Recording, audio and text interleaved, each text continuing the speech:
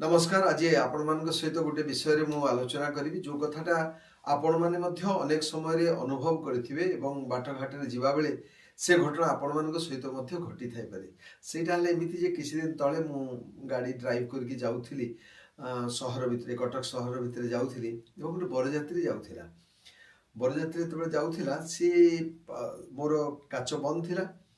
एवं जड़े किसी कहवाई चाहूला मत गाड़ी डायरेक्शन देवाई से काच डाउन कली बेलू से डीजे बाजुला से पिला मैंने सब नाचुले आपने देखिए कि सब नाच हुए डीजे बाजिले इतनी जोर शब्द है जे माने दुईटा जाक काच देखिए इतनी जोर शब्द है मत माने अस्वस्ति लगे गोटे पट काचटा अंतत बंद करदेली आउ जो पट काच पटू आउ जड़े कथा कहते से केवल खोला रखिली तथापि मत बहुत जोर माने लगे जो उत्कट वाद्य डीजे रू बाहर किंतु करिवार किसी चारा नथिला से कारण से किए शुणा अवस्था नथिले आपड़ जदि बेसी कथा कहते जहाँ हम समस्ते जानते आपण मैंने कारण ये बाहागर डीजे बाजिबा बाहागर बाजा बाजिबा नाच बंद कला बेले जो गता हुए एक समस्त अतिक्त अनुभूति अच्छी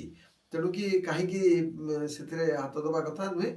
मु केवल अनुभव कली जमी टिके आगे जाइए तुरंत बंद कली आसिली जिते बड़े देखे जो भी देखे डीजे बाजुची मु बरंग रही जाए काच देकर बसे मुझे क्रॉस करे कारण मुझे देखे डीजेटा जिते बाजुची से जो डेसिबेल बाजुची पूरा माने हार्ट भितर हृदकंपन होची पूरा पूरा धक धक धक धक पूरा होची ता भितर एवं आपण मैंने खबर कागज भी पढ़ी थे अनेक या भितर लोक मृत्यु घटी जो मानकर टिके हृदयंत्र टिके दुर्बल थी से माने ये जो उत्कट वाद्य को सह्य कर पारती हार्ट अटैक से मृत्युवरण कर अनेक नजर या भितर होती जो किए जदि केतबेले प्रतिवाद कला एत जोर कहीं म्यूजिक बजाउछ ताले सेठी भी गंडगोल होची तेणु कि डीजे वाद्यटा गोटे बर्तमान बहुत बड़ा गोटे आमर कौन गोटे घातक साजिक आम पाखक आसी यार जो कुपरिणाम धीरे धीरे धीरे धीरे लोक मैंने बर्तमान भोगिया को आरंभ कले तापर जो केते जन ताको बजाउचंती नाचुचंती से माने ठीक अच्छी से माने जगह ठीक थाई पारंती बा तांको सेटा खुशी लगी थाई पारे किंतु से माने बुझिबा भी दरकार जे आमे जिते डीजे बजाउछु सेटा केवल तांको पई नुहे सेटा जो माने पथचारी अछंती जो माने गाड़ी रे जाउछंती जो मानकर घर सेठी जो मानकर दुकान बाजार सेठी जो माने पाखापाखी बसिचंती इटा समस्तଙ୍କ पई गोटे हानिकारक बा घातक साजिकी आसुची आमर पुलिस जो आईन अच्छी से अनुसार आप गोटे डेसिबेल जमी आम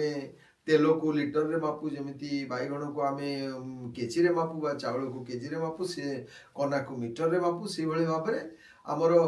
जो शब्द को मापिबार जो यूनिट अच्छी यूनिट को कह डेसिबेल एवं साधारणतः जितेबले आम शोई था रात्रि समय से 45 डेसिबेल भितर वाद्य बाजिबार गोटे नियम अच्छी दिन बेले 50 ରୁ 55 डेसिबेल हूँ स्टैंडर्ड नॉइज आप सृष्टि करें किंतु डीजे जो साउंड डीजे साउंड तार यूनिट अनुसार तार डेसिबेल 95 बा 95 डेसिबेल तार आरंभ से 100 120 30 140 150 एमती जाए जोटा कि पाखापाखि गोटे जेट इंजिन जिते ऊपर को उठुची जेट उठला बेले जो मैंने पाखे थे के शुणी थे जदि जेट गोटे उठला बेले जी शब्द होची गोटे डीजे बाजिला बेले से भाई शब्द हुए आप देखिए जो बाहागर बरजात्री जो जाऊँ अन्य कौन प्रसेसन जो डीजे बाजुव से डीजे बाजुवा स्थान में आपण आउ जन को किसी कथा कहला बेलू सी से कथाटा शुणी पारती ना आउ कि आपन को किसी कथा कहले आपन भी शुणी पारती ना जदि से समय आप फोन आसला फोन आप धरवे कि हालो हालो करुवे सीना सेपटू कौन कहते आपड़ शुणी पार थे आपड़ कौन कहते सेपटे कहीं शुणी पार थे तेणु कि ये गोटे बहुत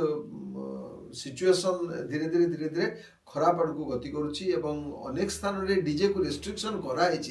नियंत्रण भितर रखापी कहुई किंतु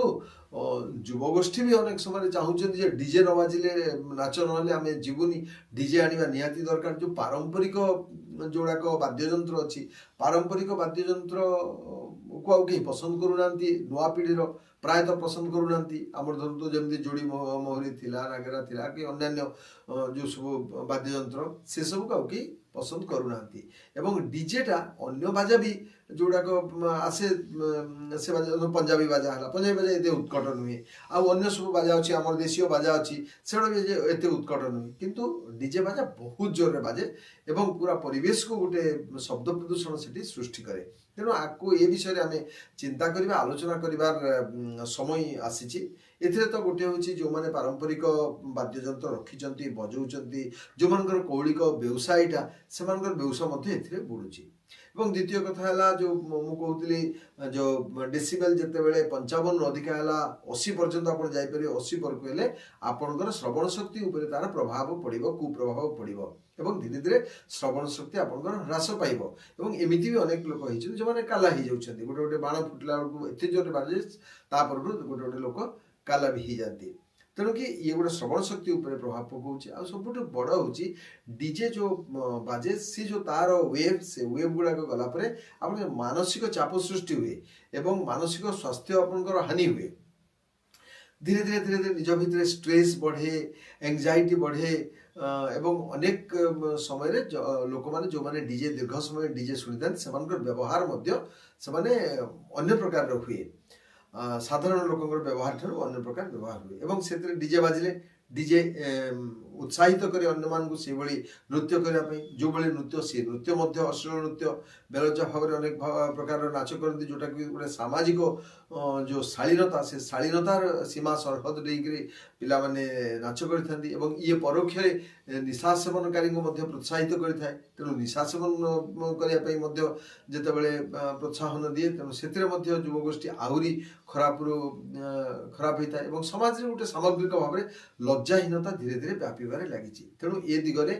ଆମେମାନେ ଗଭୀର ଭାବରେ ଚିନ୍ତା କରିବାର ସମୟ ଆସିଛି ଏବଂ ଯେଉଁମାନେ ପ୍ରଶାସନ ଦାୟିତ୍ୱରେ ଅଛନ୍ତି ସେମାନେ ମଧ୍ୟ ଏ କଥାଟାକୁ ଏତେ ଗୁରୁତ୍ୱର ସହିତ ନେଉନାହାନ୍ତି ଏବଂ ଗୋଟେ ସୁସ୍ଥ ଏବଂ ସୁରକ୍ଷିତ ସମାଜ ଗଠନରେ ୟାର ଏତେ ବଡ଼ ଦାୟିତ୍ୱ ଅଛି, ସେ କଥା ସେମାନେ ବୁଝିବା ଦରକାର ଏବଂ ପ୍ରଶାସନ ଏବଂ ପୁଲିସ ମଧ୍ୟ